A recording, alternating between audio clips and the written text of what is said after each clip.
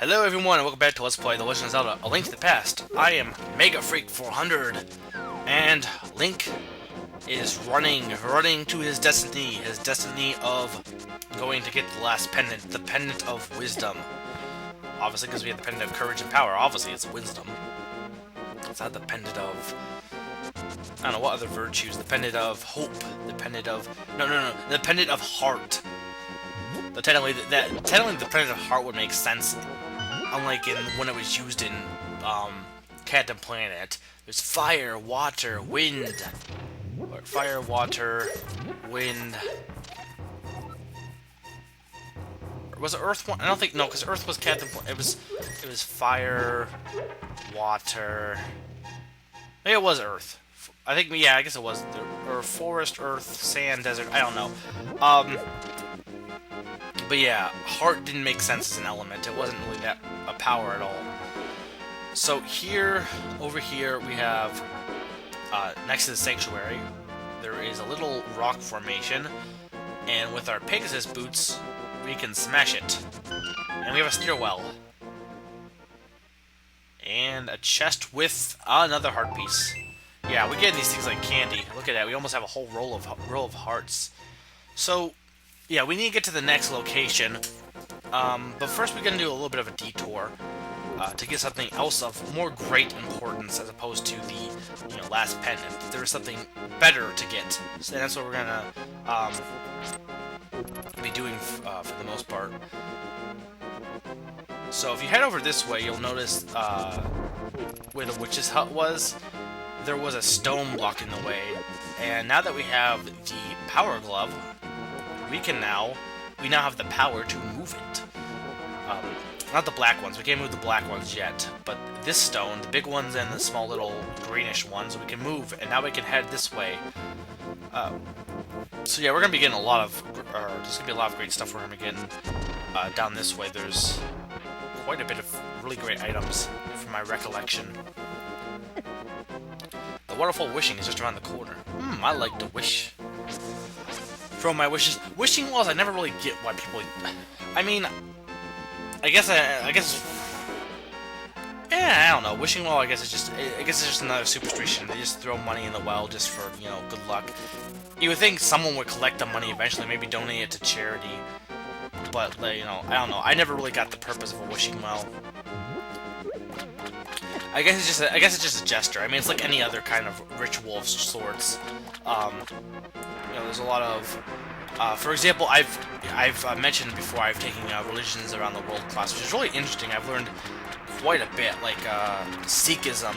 I'm sure most people watching this video don't know what Sikhism is. Maybe someone does, but I didn't before taking this class, and and now I know more about it than ever. I've actually heard when I listen, been looking up news articles. I'm like, oh, Sikhism, I know what this is. It's actually a quick history lesson. It's a religion that was developed 500 years ago. I don't know. It wasn't. It's fairly recent compared to other religions, and it was developed between India and.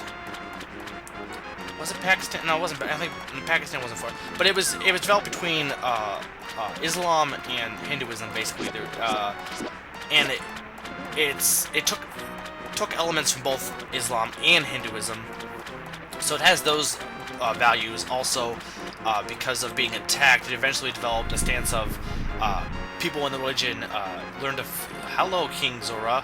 So yeah, this is a gigantic River Zora, and he will give us flippers if we pay him 500 rupees, which we have. And it will allow us to swim in the water like a fish. And also he will allow us to use the little, things that the Zora appear in, the little whirlpools. If we find one that does not have a Zora, we can dive into it to end up transporting to a different area. So this is a very helpful item. So yeah, but anyway, I might be wrong on some aspects because I kind of remember, but I don't know all the details at the moment because I can't remember everything. I wish I could remember everything, but yeah, they developed a stance of learning how to fight with swords and being soldiers because to defend themselves. They also have they take a lot of aspects from both Islam and Hinduism. it's a very interesting religion. But the point I guess one of the things I was going to talk about was Buddhism. They have they make I guess a ritual of sorts, but something known as making a sand mandala, I believe sand mandala, and basically they make this very beautiful, artistic-looking thing out of colorful sand, and then afterwards they destroy it, to I believe symbolize not importance, symbolize. Buddhism has a lot about changing and how there's a change everywhere and how nothing is, absolute. And I guess that's what the destroying the salmon. There's not importance in impermanence. Impermanence. This symbolizes impermanence. So here we have the waterfall of wishing. If you throw your boomerang in, you will get the magical boomerang, which I think goes longer and flies farther and. I know in some games when you have the magical boomerang you can control it. I don't think you can do it in this game. You can also throw in... You can throw in any item, but most of them she'll just throw back to you. But if you throw in the shield... I believe it's only the shield and the boomerang. I could be wrong, there might be another item, but I believe it's only the shield and the boomerang. And the fairy will also give you the shield, and she will upgrade it to level 2 shield, which is now can defend against fireballs. Why would, she says, oh, you told the truth. Well, why would you say you didn't throw it? You did, why would anyone, whether or not they were lying, say that they didn't throw a shield into the pond? That'd be dumb. Personally, I think that's dumb. But, yeah, so yeah, the religion class I've been taking, it's quite intriguing, finding out about religions. The other thing was, what was it? Pond of Happiness. Hi, Pond. So if you throw in these, you need 100 rupees. Every 100 rupees, a fairy will appear, and she will upgrade your bombs or arrows, depending on... she'll upgrade by fire every time you see her, so you'll need to give her quite a bit of rupees in order to upgrade it. But this is how you upgrade your amount of bombs and arrows you can carry. Unlike in the other games where you can get a bomb bag and an arrow upgrade.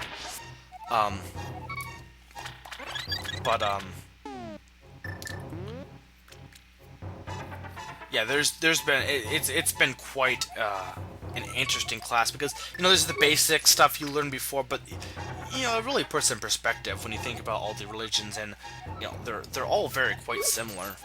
I'm not personally a religious person, but that doesn't mean you can't learn about them.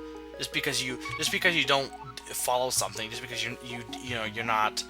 I'm not Islamic, I'm not, I don't consider myself a Christian personally, I don't consider myself religious in any aspect, I don't consider myself Jewish either, but, that doesn't mean you can't know about it. Just because you aren't something doesn't mean, ignorance, or not being something does not excuse ignorance, in my opinion. Other people might disagree, but if you, just because, yeah, you should, I take issue with some of the things religious people do. I don't want to get in a big debate because I know it's a touchy subject, but religion is fine, and I like learning about it. It's interesting and intriguing. Personally, I think some of the things people do, some people who do it in the name of religion are quite vile and disturbing. But I don't think it's necessarily the religion. More of, I think human nature is. Humans can be very wonderful creatures as well as very disturbing and very vile creatures. Speaking of vile creatures, look, a soldier. So, we are going to be heading off this way. Now that we have the flippers, we can also get another item. Remember back in the village when we got the 2 bottles? We can get another bottle at this point in the game. And this one has gotten a kind of interesting way of sorts. And yeah, I know I just kind of took a circle. I should have just gone up from Lake Hylia. And yeah, that is Lake Hylia, if you didn't know. It's not... It's kind of said, but it's not really that obvious. Hylia... I guess it's... Is it Hylia? I guess Hylia. I used to call it, like, Hylia, Lake Hylia, Lake Hylians, and then I was told, no, it's Hylia. So now I lately have been calling it Lake Hylia. So yeah, we have a hobo under a bridge, and he gives us the bottle. And yeah, I guess it's not stated he's a hobo, but come on, he's a hobo. I remember one time we were cleaning up the park in one of our local towns, and there was a hobo living under a bridge. My friend gave him a bagel. It was pretty cool. So, now that we have the bottle, we can go off to head to the next area. And well, not last area, but the next area with the last pendant, which will be pretty grand overall. Nothing to write home about this. The next temple, nothing wrong about it.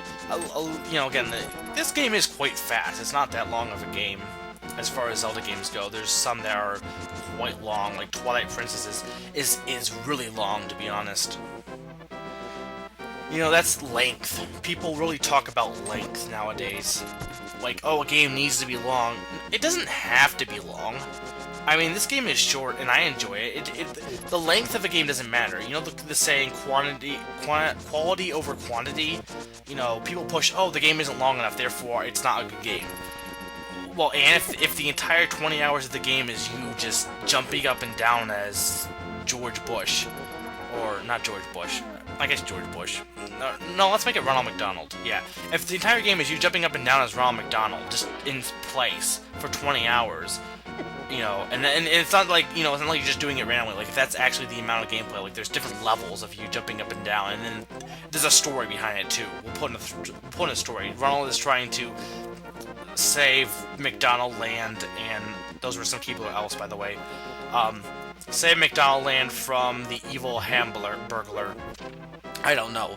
But let's give some story behind it. If that's all that it is, you know, that's very bland. I mean, yeah, it has the length. That doesn't make it a good game. Now, obviously it doesn't. I mean, there's various factors in making a good game.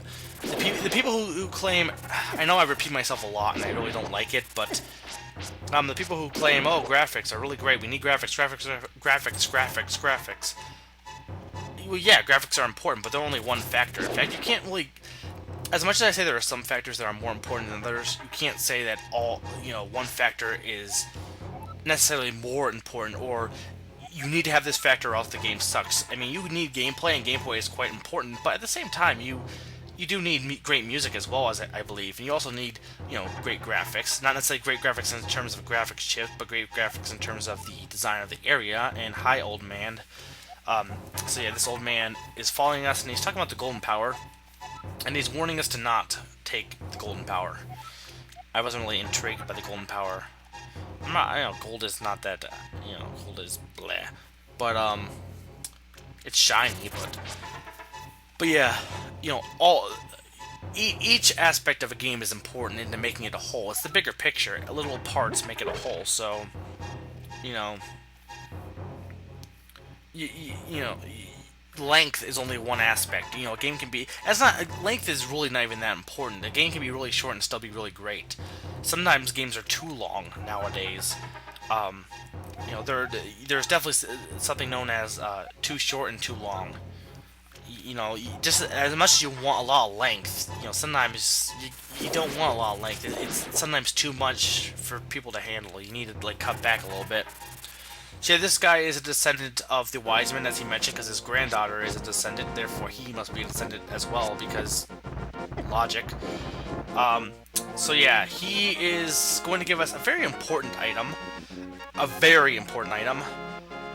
This is the magic mirror, and he says, just like I always say, I do hate the fact that I do that, but I have a hard time not saying, So yeah, we have a magic mirror. This mirror is going to be important later on, but it will allow us to transport between worlds. What do you mean by worlds? Well, you'll find out pretty soon about that.